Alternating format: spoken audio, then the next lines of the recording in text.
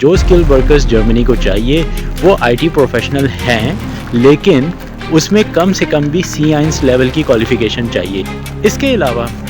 جو skill workers in کو چاہیے، جس کی ان کو ڈیمانڈ ہے، جو ہزاروں نوکریاں یہاں پہ ریکوائرڈ ہیں لیکن لوگ نہیں ہیں، وہ skill workers basically nursing, housing, constructions یا پھر اس کے بعد اولڈ ایج لوگوں کو دیکھ بھال کرنا، اس قسم کے لوگ ان کو چاہیے جو ان کے بوڑھوں کی مدد کر سکیں، ان کو دیکھ سکیں، ان کی سینیٹری سچویشنز کو مد نظر رکھ سکیں، ان کے ساتھ ان کے گھر میں رہ سکیں۔ کوئی بوڑھا ہے، وہ ہیلپ ریکوائر کر رہا ہے، جیسے کہ اس معاشرے میں ہوتے ہیں کہ والدین جو ہیں وہ اولڈ ایج میں اکیلے رہ جاتے ہیں، تو ان کو دیکھ بھال کرنے کے لیے کوئی نہ کوئی چاہیے ہوتا ہے۔ تو اس قسم کا سٹاف ان کو چاہیے جو بیرون ملک سے آئے اور وہ یہاں پہ نرسنگ، ہاؤسنگ اور اولڈ ایج کیئر کے لوگوں کے لیے ایک سہارا بنے۔ تو لہٰذا یہ اسکل ورکر ان کو چاہیے۔ تو جتنے ہندوستانی ہیں، پاکستانی ہیں، سری لنکنز ہیں، وہ یہاں پہ تھوڑا سا مس جج کر جاتے ہیں، اس چیز کو مس کیلکولیٹ کر جاتے ہیں، اور وہ یہ سمجھتے ہیں کہ یہ پروفیشنل جابز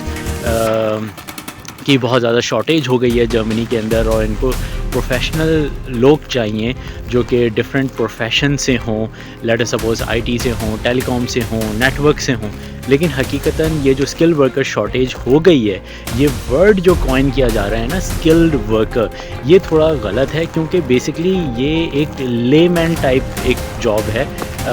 اگر آپ اس اعتبار سے بات کریں کہ روڈ بنانے والا اگر ان کو چاہیے،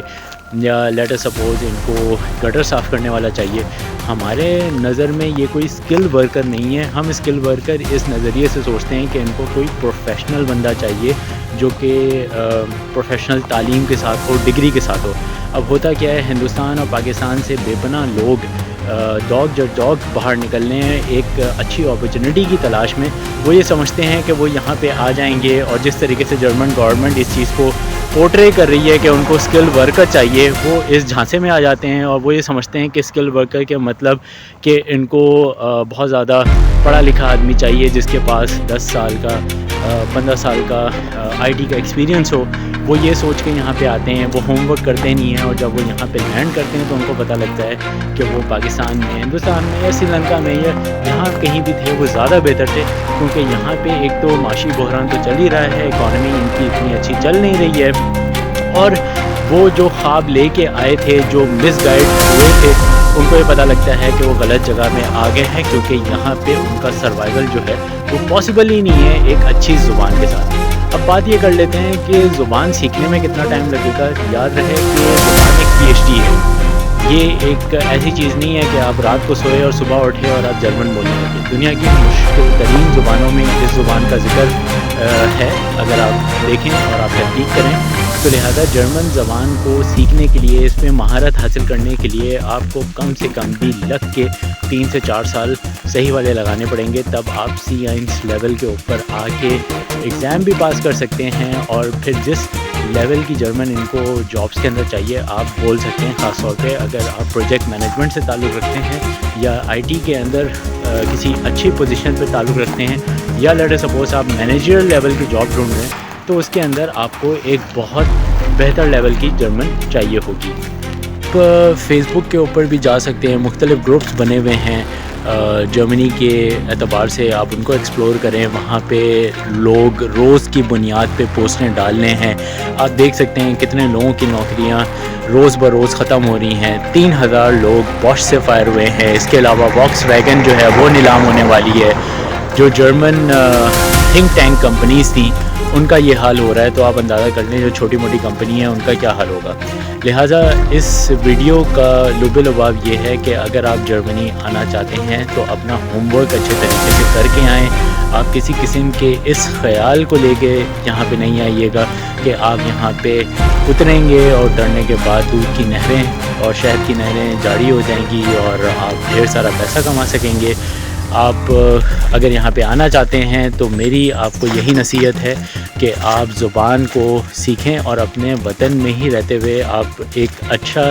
ایک اچھی لیول کی آپ لینگویج سیکھ کے آئیں, کم سے کم B1 اپنے کنٹری میں ہی کر کے آئیں, تاکہ آپ کو اس سوسائٹی کے اندر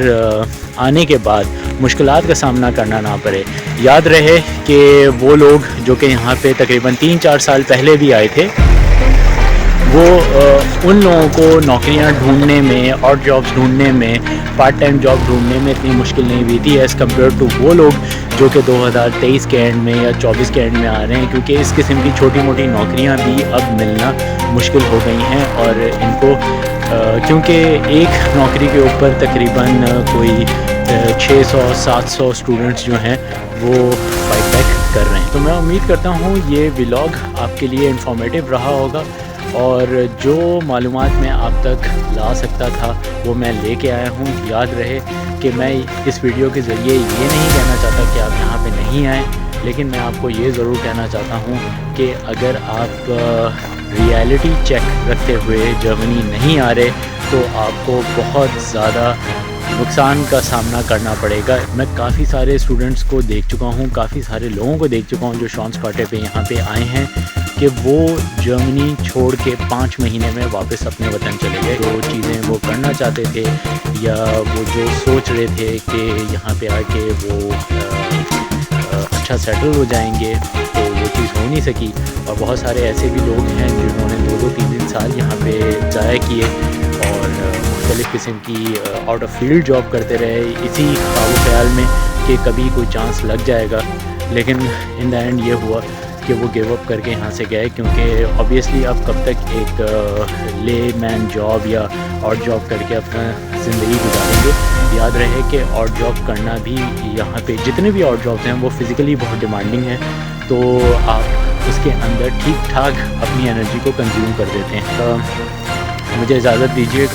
اور اس ویڈیو کے ذریعے میں جو معلومات آپ تک لا سکتا تھا میں لے کے آیا ہوں. اپنے میزبان کو اسی کے ساتھ دیجیے گا اجازت. انشاءاللہ تعالی ملاقات ہوتی ہے اگلی ویڈیو میں. اللہ حافظ.